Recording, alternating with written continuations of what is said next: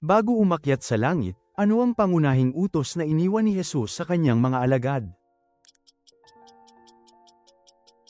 Gawin ninyong mga alagad ang lahat ng mga bansa, magpadala upang gawing alagad ang lahat ng bansa. Kung nagkasala ang iyong kapatid, ano ang unang dapat mong gawin ayon kay Jesus? Lumapit ng paisa-isa at himukin siya. Anong ilog ang pinaglutang ang basket ni Moises? Ilog Nilo. Ano ang ginampanang papel ng kambing na inalay para kay Azazel sa araw ng pagpapatawad? Pinasan ang kasalanan ng bayan at ipinadala sa ilang.